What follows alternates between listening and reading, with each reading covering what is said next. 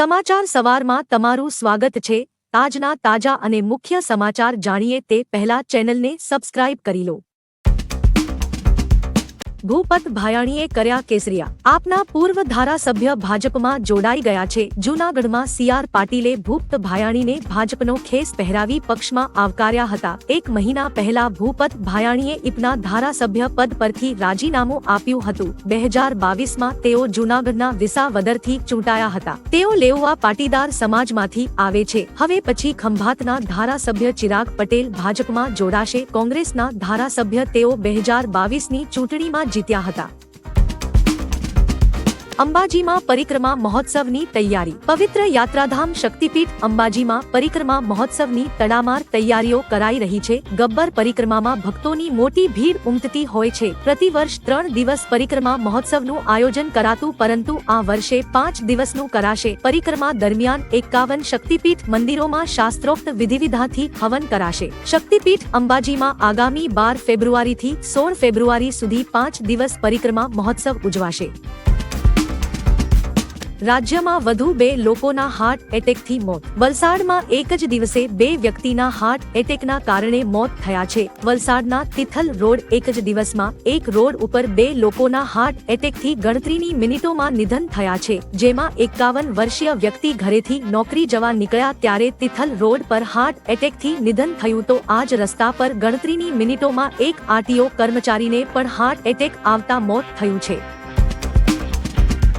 સરકારી, ગ્રાન્ટેડ અને ખાનગી સહિતની તમામ સ્કૂલોમાં ધોરણ 3 થી 8માં 4 એપ્રિલથી વાર્ષિક પરીક્ષા લેવાશે। ગુજરાત શિક્ષણ બોર્ડ હેઠળની રાજ્યની પ્રાથમિક, સરકારી, ગ્રાન્ટેડ અને ખાનગી સહિતની તમામ સ્કૂલોમાં ધોરણ 3 થી 8માં 4 એપ્રિલથી કોમન ટાઈમ ટેબલ મુજબ વાર્ષિક પરીક્ષા લેવાશે। સરકારી અને ગ્રાન્ટેડ સ્કૂલોના વિદ્યાર્થીઓ માટે પ્રશ્નપત્રો કોમન રહેશે। રાજ્યની અંદાજે 45,000થી વધુ સ્કૂલો અને 45 લાખથી વધુ બાળકોની પરીક્ષા લેવાશે।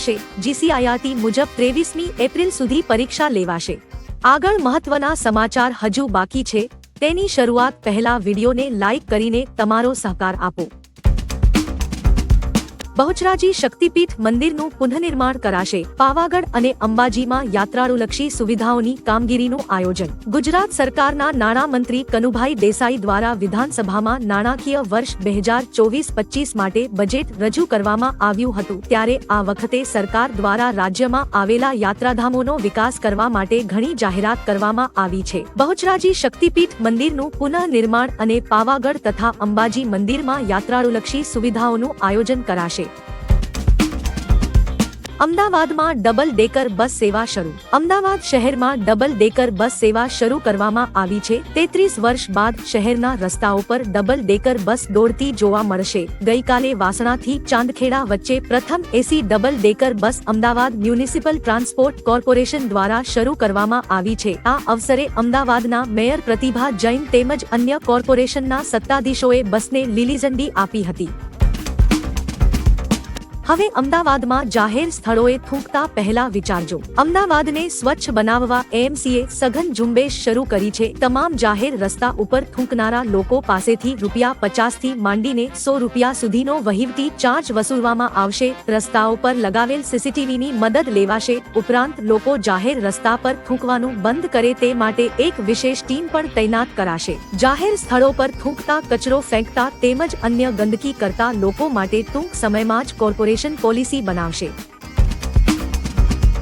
હવે ગામડાઓ સુધી દોડશે એમટીએસ। અમદાવાદની જીવાદોરી સમાન ગણાતી એમટીએસ બસોનું ટ્રાન્સપોર્ટ મેનેજર દ્વારા ડ્રાફ્ટ બજેટ રજૂ કરવામાં આવ્યું હતું, ત્યારે અમદાવાદ શહેરની નજીક આવેલા ગામડાઓના લોકો ઝડપી અને સરળતાથી અમદાવાદ પહોંચી શકે તે માટે હવે એમટીએસ ગામડાઓ સુધી દોડશે। અમદાવાદથી 15 થી 20 કિલોમીટર સુધી આ બસો દોડાવાશે। આ સિવાય જે યાત્રી જોડે સ્માર્ટ કાર્ડ હશે તો તે વાઈફાઈનો પણ ઉપયોગ કરી શકશે। અડવાણીને મળશે ભારત રત્ન। પૂર્વ નાયબ પીએમ અને ભાજપના સહસ્થાપક લાલકૃષ્ણ અડવાણીને કેન્દ્ર દ્વારા ભારત રત્ન એનાયત કરવામાં આવશે। પીએમ મોદીએ વરિષ્ઠ નેતાને દેશનો સર્વોચ્ચ એવોર્ડ મળવા બદલ અભિનંદન પાઠવ્યા હતા। તેમણે અડવાણીની પ્રશંસા કરી કે જેમણે દેશના નિર્માણમાં મહત્વની ભૂમિકા ભજવી હતી અને સંસદના ઉલ્લેખોમાં તેમને હંમેશ માટે યાદ કરવામાં આવશે। લાલકૃષ્ણએ સ્વર્ગસ્થ પીએમ અને ભારત રત્ન વાજપેયીના કાર્યકાળ દરમિયાન નાયબ પીએમ તરીકે સેવા આપી આપી હતી. મંદિરનું નિર્માણ ડિસેમ્બર સુધીમાં પૂર્ણ થશે. રામ મંદિર નિર્માણ સમિતિના અધ્યક્ષ નૃપેન્દ્ર મિશ્રાએ કહ્યું કે અયોધ્યા મંદિરનું નિર્માણ કાર્ય ફરી શરૂ થઈ ગયું છે. બાંધકામ કાર્ય ડિસેમ્બર 2024 સુધીમાં પૂર્ણ કરવામાં આવશે. મંદિર ફરતે ઊંચી દિવાલનું કામ પૂર્ણ કરવાનું છે. 795 મીટરની પરિક્રમા દિવાલ ટૂંક સમયમાં પૂર્ણ થશે. તેમણે કહ્યું કે મંદિરના પહેલા અને બીજા માળે રામ દરબારનું કામ એક સાથે શરૂ કરવામાં આવશે અને ડિસેમ્બરમાં પૂર્ણ કરવામાં આવશે. 17 કરોડ મુસ્લિમોને પીએમ મોદી પર વિશ્વાસ નથી. અસદુદ્દીન ઓવૈસીએ લોકસભામાં કહ્યું, ભારતના 17 કરોડ મુસ્લિમોને પીએમ મોદી પર વિશ્વાસ નથી. પીએમ મોદી પૂજારી સમ્રાટ બની ગયા છે. અમારી મસ્જિદ શહીદ થઈ ગઈ. 22 જાન્યુઆરી 2024ની બુનિયાદ 6 ડિસેમ્બર 1992ના રોજ નાખવામાં આવી હતી. મોદી સરકાર ભારતના મુસ્લિમો પાસેથી તેમની ઓળખ છીનવી લેવા માંગે છે. આજે દેશના મુસ્લિમોની હાલત હિટલરના જમાનામાં યહૂદીઓ જેવી થઈ ગઈ છે.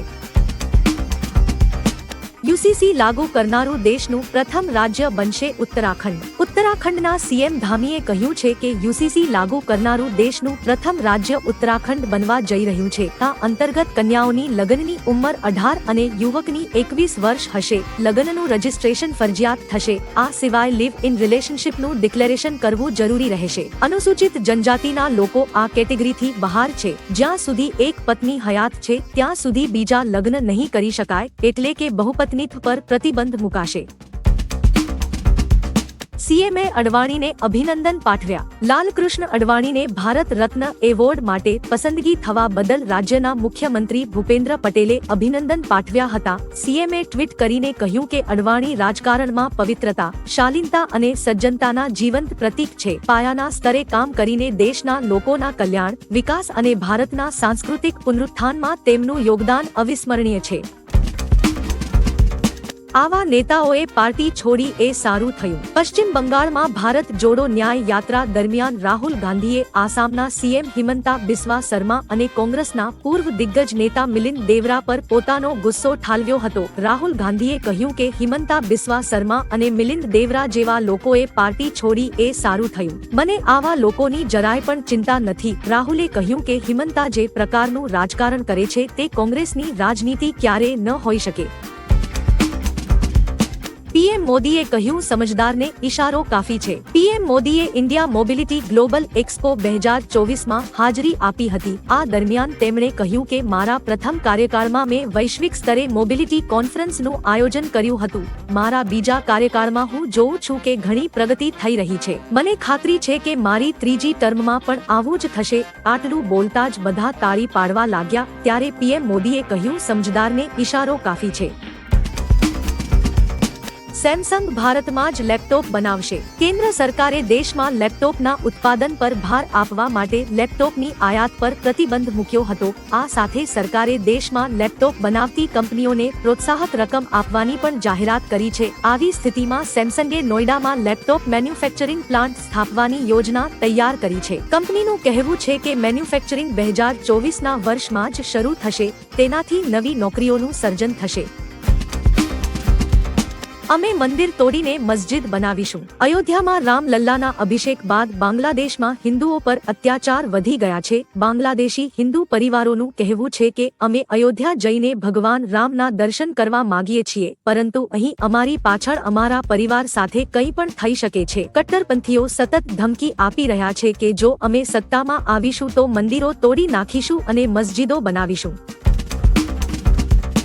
અમે પહેલા હુમલો નહીં કરીએ પણ છેલ્લો પ્રહાર અમારો હશે. સિરિયાની સરહદે આવેલા જોર્ડનના વિસ્તારમાં ડ્રોન હુમલામાં અમેરિકાના 3 સૈનિકો માર્યા ગયા હતા. અમેરિકાએ આ અંગે ઈરાન પર આરોપ લગાવ્યો છે અને કહ્યું છે કે અમેરિકા કોઈ પણ સમયે બદલો લઈ શકે છે. તેના પર ઈરાનના રાષ્ટ્રપતિ ઇબ્રાહિમ રઈસીએ કહ્યું કે અમે પહેલા હુમલો નહીં કરીએ પણ યુદ્ધ પૂરું કરવા માટે છેલ્લો પ્રહાર અમારો હશે. રઈસીએ કહ્યું કે જેઓ અમને યુદ્ધ માટે ઉશ્કેરવા માંગે છે તેમને અમે હોડીશું નહીં. ચંપાઈ સોરેન ઝારખંડના નવા સીએમ બન્યા. ઝારખંડને નવા સીએમ મળ્યા છે. ચંપાઈ સોરેને મુખ્યમંત્રી પદના શપથ લીધા છે. તેઓ રાજ્યના 12મા સીએમ બન્યા છે. કોંગ્રેસના આલમગીર આલમ અને આરજેડીના સત્યાનંદ ભોક્તાએ પણ મંત્રી તરીકે શપથ લીધા છે. ઝારખંડમાં 23 વર્ષમાં 11 વખત મુખ્યમંત્રી બદલાયા છે, જેમાં માત્ર રઘુવર દાસે પોતાનો કાર્યકાળ પૂરો કર્યો હતો. વિડિયો નિહાળવા બદલ આભાર. આવતીકાલે ફરી મળીશું સવારે 6 વાગ્યે એકદમ નવા અને તાજા સમાચાર સાથે. Good bye.